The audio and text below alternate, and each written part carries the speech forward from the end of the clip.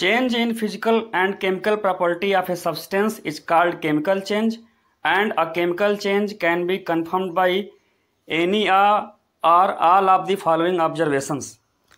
First, change in state, change in color, change in temperature, evolution of gas, and formation of precipitate.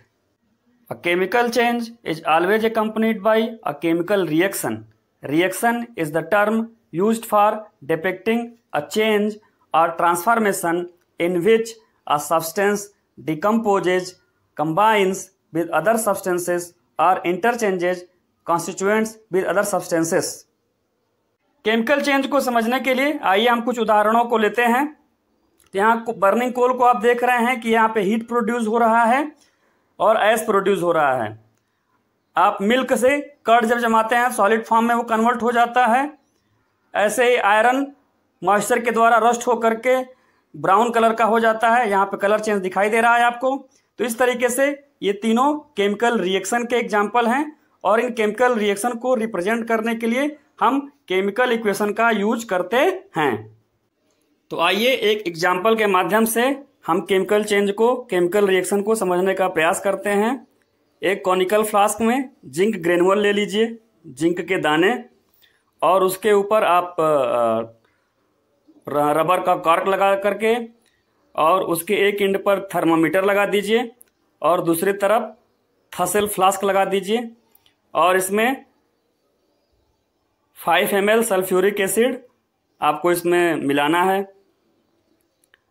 तो आइए देखते हैं क्या होता है। यहाँ पे आप देख रहे हैं गैस बाहर रिलीज हो रही है और जिंक ग्रेनुअल का कलर भी चेंज हो रहा है।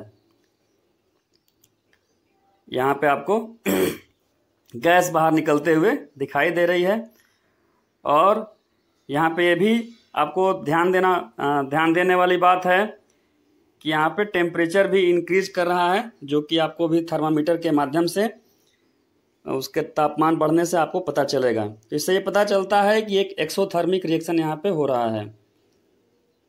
तो यहाँ पे जिंक ग्रेनुअल के फॉर्म में था, जो कि हाइड्रोजन गैस, और जिंक सल्फेट जो कि एक पाउडर के फॉर्म में है, वो कन्वर्ट हो जाता है। इस तरीके से आप देखते हैं कि यहाँ पर केमिकल रिएक्शन हो रहा है, जो कि हम लोगों ने वीडियो के शुरू में ही केमिकल चेंज के बारे में बात करते समय कहा था कि स्टेट के चेंज होने पर और गैस के इवॉल्व होने पर यहाँ केमिकल रिएक्शन होता है। ठीक है, केमिकल रिएक्शन में फिजिकल और केमिकल प्रॉपर्टी दोनों बदलती है और पदार्थ का कंपोजिशन भी बदल जाता है। इसको रिप्रेजेंट करने का यहाँ पे आपको तरीका दिखाया गया है कि जब दो सब्सटेंस A प्लस बी आपस में सपोज रिएक्शन कर रहे हैं तो वो C प्लस डी में यहाँ पे कन्वर्ट हो जाते हैं। तो सिंबॉलिकली हम लोग ऐसे रिप्रेजेंट करते हैं, A प्लस बी को रिएक्टेंट और C प्लस डी को प्रोडक्ट ये कहा जाता है। और ये डिपेंड करता है कि उनके केमिकल फार्मूले के ऊपर। जैसा कि इस केस में जिंक और dilute sulphuric acid zinc sulphate और हाइड्रोजन गैस के रूप में कन्वर्ट हो रहा है। तो सिंबॉलिकली इसको नीचे दिए गए तरीके से हम लोग लिखते हैं। यहाँ पे जिंक सॉलिड फॉर्म में है, सल्फ्यूरिक एसिड को वाटर में डिजॉल्व करके लिक्विड तनु कर दिया गया है, डाइल्यूट कर लिया गया है, और जो कि जिंक सल्फेट एक्वस फॉर्म में और हाइड्रोजन गैस के रूप में हमको बाहर निकलते हुए दिखाई दे रहा है। तो केमिकल इक्वेशन में क्या क्या चीज़ें होती हैं? केमिकल इक्वेशन में रिएक्टेंट होता है।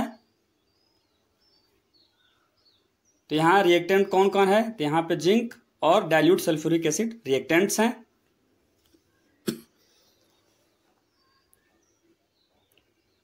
और दूसरा होता है हमारा प्रोडक्ट। तो यहाँ पे आप देखिए कि प्रोडक्ट यहाँ पे क्या क्या है। तो आप बता सकते हैं जिंक सल्फेट और हाइड्रोजन गैस यहाँ पर प्रोडक्ट के फॉर्म में हमको मिल रहे हैं, प्राप्त हो रहे हैं। तो यहाँ पे H2 के ऊपर अगर हम गैस को अगर है तो एरो लगा करके हम इसको दिखाते भी हैं गैस कैसे निकल रहा है। और यहाँ एरो जो बना हुआ है रिएक्टेंट को प्रोडक्ट से अलग करने के लिए यहाँ पे बनाया जाता है इस तरीके से। तो इस तरीके से केमिकल इक्वेशन को रिप्रेजेंट किया जाता है।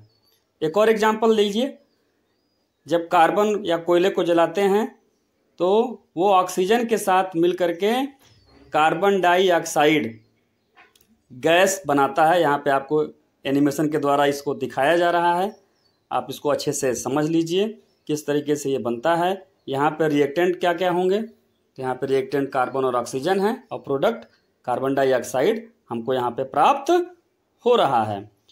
और इसको केमिकल इक्वेशन के फॉर्म में, कार्बन सॉलिड फॉर्म में था, ऑक्सीजन गैस के फॉर्म में, और कार्बन डाइऑक्साइड जो हमको मिल रही है वो फिर से गैस के फॉर्म में हमको मिल रही है। तो यहाँ पे आपको ये दिखाया जा रहा है कि साथ में जो हमको प्रोडक्ट मिलते हैं, प्रोडक्ट हैं, रिएक्टेंट हैं, वो किस फॉर्म में हैं, तो उनको सिंबल में कैसे हम रिप्रेजेंट करते हैं, यहाँ पे ये तरीका आपको बताया जा रहा है। इसको आप नोट कर लीजिएगा, इसको ध्यान में रखना है। जब भी आप केमिकल इक्वेशन लिखने जाएंगे तो इस तरीके से आपको वहाँ पर इसको दिखाना पड़ेगा।